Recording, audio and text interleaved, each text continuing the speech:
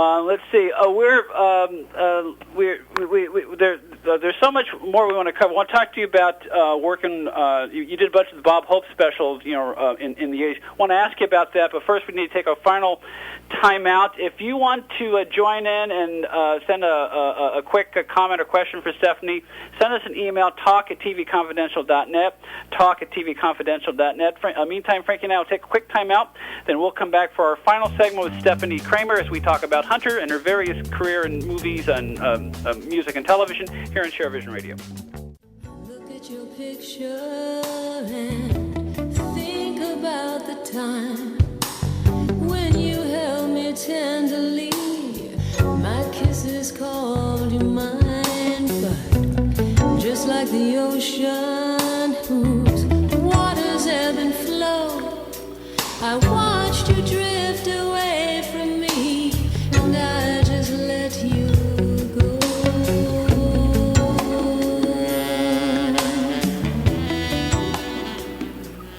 I love that sax. Ed Robertson, Frankie Monteforti, along with our guest singer-actress Stepfanie Kramer, Sergeant Dee Dee McCall on Hunter. Stephanie's latest CDs are One Dream, which we just heard the title track from, another song that Stepfanie wrote and composed herself in addition to providing the vocals. One Dream, also the Great American Songbook. You can order both of the Stepfanie CDs by going to StepfanieKramer.com, www.StepfanieKramer.com. We will continue our conversation with Stepfanie Kramer in just a moment. First, let's see. Stepfanie, Frankie wants to ask you about Bob Hope. But first, off mic, we've been talking about your Great American Songbook CD, but you have a live stage version of that you're developing for venues across the country. That's exactly right. That CD was recorded live at NoHo Studio here in LA, and that is about half the show. And it is exactly that, putting together a wonderful evening of music and stories. I think you could also call it Thanks for the Memories, because I'm including a lot of stories about people that I had the wonderful opportunity to work with in the show. People wanted to hear that. So along with singing some of these great old tunes that I just love, I've always loved, I'm including stories about some of the people I've been most fortunate to have worked with, such as you had mentioned, like Bob Hope and Sammy Davis Jr. You know, Sammy worked on Hunter, and I got to sing and dance with Sammy Davis Jr. I mean, come on, does it get any better than that? I don't think so. And I got to sing and dance with Bob Hope a number of times. And you're thinking to yourself, I'm getting paid for this? Yeah, exactly. And I am a big fan too. So for me, it was just a dream come true. I remember once I was at home. I just walked in from the supermarket, the phone rings, and it's Bob Hope. And we were getting ready to do a special together, and he called, he says, hey, I've got a great idea for a song for us to sing together. Have you got a minute? And I'm thinking, what am I going to say? No, I got to go shave my legs? I'm like, sure. You know, and he starts singing to me on the phone. And I'm home alone with the dog, and all I want to do is say, Bob Hope is singing to me on the phone, you know. It was so exciting for me, and it still is.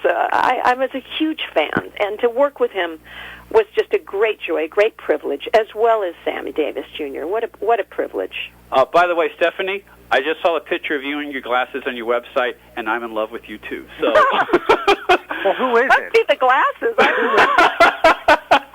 I've got this thing for the nerdy dark hair types. I can't help myself. Yeah. Speaking of fans, I know Tony Bennett recently did a duets album. I know Sinatra did a very famous duets album. I'm a huge Sinatra fan. Yeah, if you had an opportunity to do a musical duet with whoever, who would you want to sing with?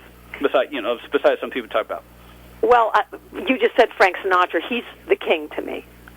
I mean, I wish he were still alive and I could have done that duet. I had the most wonderful evening memory where I got invited to his birthday party, and there were probably about 40 of us, and I grew up listening to Frank Sinatra and singing along with him. I can remember literally being 3 years old and asking my mom and dad to play Frank Sinatra records. I was a weird little kid, I guess. And all I was that same weird little kid. So well, I I understand. sang constantly to Frank Sinatra, and I still do.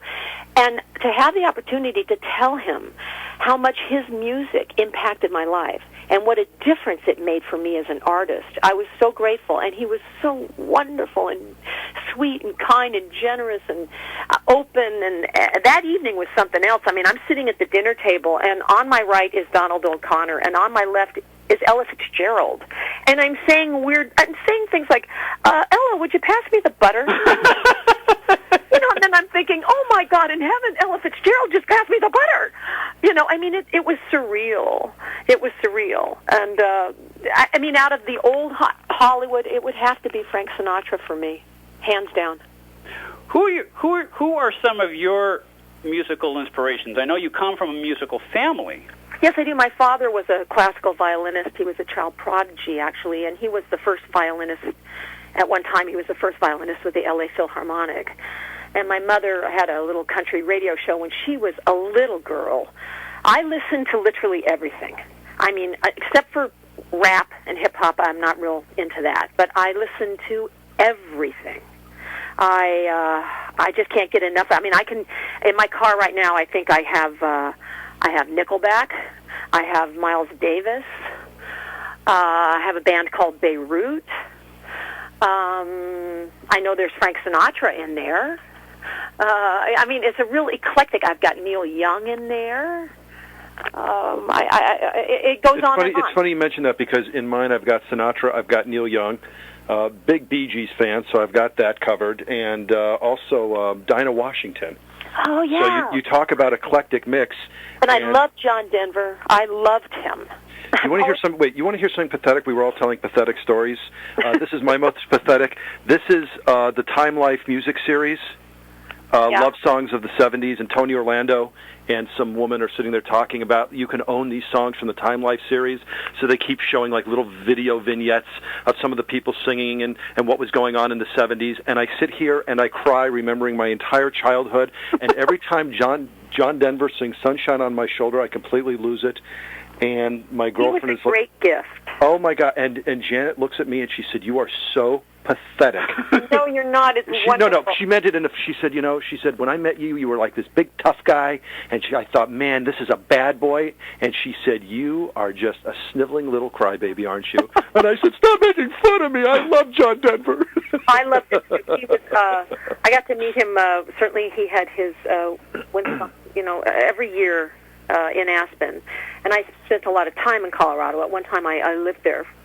Shortly after I left the series, actually, I got married and moved to Colorado, and he had his WinStar every year. So I had the chance to meet him and talk with him, and what a genuine loss for not just music, just for our earth. He did so many wonderful things. He was a great guy, and my God, his music still touches me today. It's wonderful. Obviously, it really is. The Hunter series is what people know you for, but are people surprised that you can sing? Are they surprised when they find out?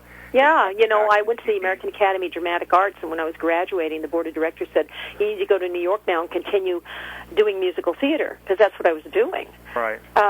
And I said, "No, I'm going to stay here and work in television." And they looked at me kind of goofy, and I said, by the way, I just joined a rock and roll band. And they went, "What? You're going to ruin your voice," because I was trained as a mezzo-soprano. I mean, on my 18th birthday, I was opening night I was Maria in West Side Story. And I remember that. I was 18 years old, was opening night, and that's what I did. A Native American German in West Side Story? Austrian. Excuse me. That's all right. Yeah, and I was Maria. And so that was always my training and my focus and where I was geared. But, life took a different direction. I wound up in television, and I wouldn't have a problem going back on the stage and doing another wonderful musical or even a straight play. I miss that. That's where I began, and that's something that I think is definitely in my future, to get back on stage in a wonderful production. You mentioned some of the eclectic music in your in your car collection, and on the Great American Songbook CD. One of my favorite cuts, we didn't play it tonight, but it's your cover of Moondance by Van Morrison. He is king! Van, the main man. That's what we call him in my house. I love him. I think he's brilliant. He's magical. He's just otherworldly. I have been a Van Morrison fan forever. So if he calls and wants a date, you're there? If he calls and he wants to date? Yes, and he wants a date and says, Stepfanie, why don't we go out and have dinner and go get drinks? You're there? Only if it's dealing with music, because my heart is taken by another man. Oh, you just heard Van Morrison. Just broke a million hearts. Yeah. Sorry. But I'd sure love to sing with Van Morrison. Wouldn't that be an extraordinary gift? What a wonderful night for a new moon dance. It's hard to believe we're down to about 2 minutes. Who are some of your other musical inspirations, Stepfanie? Oh my God! It's such a difficult thing because I take it from everywhere. I love Sting, Bruce Springsteen. I loved Dan Fogelberg. I thought he was such a brilliant writer. Longer Than. Stevie Wonder, brilliant writer. Yeah, Longer Than was a beautiful song, by the way. Yeah, I agree. Eric Clapton, Don Henley. I loved the Eagles in a big way.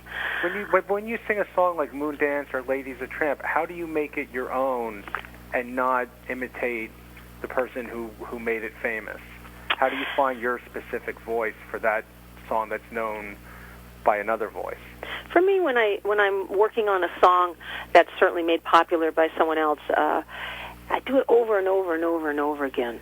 Maybe it's my training in theater, rehearse, till I get it to the place where I can just let it be. Right. And then it's mine. It's hard to believe we're down to a minute. First of all, before I forget, Stepfanie, I know you're very busy and you've got many things planning. I hope that when you have more dates lined up for your concert schedule for your Great American Songbook live show, I hope you'll consider joining us again on TV Confidential, because we have listeners all over the country and all over the world who would love to see you live. Oh, that's so sweet of you. Thank you. I definitely will. I certainly hope you join us. It has been so much fun talking to you. And again, Stepfanie's CDs are Stepfanie Kramer, The Great American Songbook, and also Stepfanie Kramer, One Dream. You can find them both at www.stepfaniekramer.com, www.stepfaniekramer.com. Stepfanie, thank you so much for joining us tonight. Thank you, Stepfanie. Thank you both. Stephanie. I had a lovely time. Okay. Thank you, David. Yes, thank you, David, for being a good sport and for making this happen. Oh, my pleasure. It was Stepfanie did the heavy lifting. Okay. Frankie, thank you as always for joining me tonight. My pleasure, Ed. That is it for us, folks. Thank you so much for listening. If you have thoughts on this program, if you want to join our mailing list, please visit our website, www.tvconfidential.net, www.tvconfidential.net. Frankie and I will be back in 2 weeks, Tuesday, January 27th. We will talk about the Colgate Comedy Hour and then some here on Share Vision Radio. Through the last